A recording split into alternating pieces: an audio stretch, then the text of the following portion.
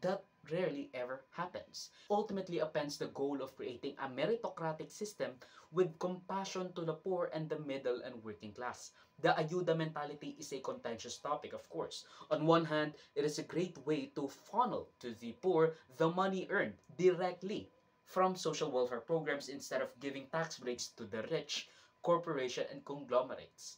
Pero people abuse them. Let's not get our panties mixed here. I'm not talking about the poor people that, quote unquote, abuse the system, that enrolls a few times inside one household, too many times for comfort. Kasi in all realities, negligible yung mga ganyang cases.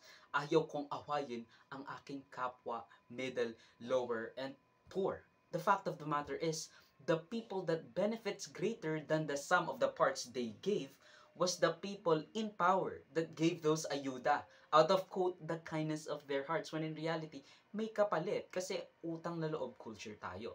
Sure, it's a great relief for people to get by and have a few thousand pesos. I'm not really sure how much they usually give, pero a month for expenditures like food, matrikula, and the likes. Kasi again, malaking tulong yung mga ganung bagay. I won't even want to mention people that use these for vices, because again, it's a DSWD's job to critically enforce these regulations at, i-monitor yung mga binibigyan nila ng pera. Again, I don't want to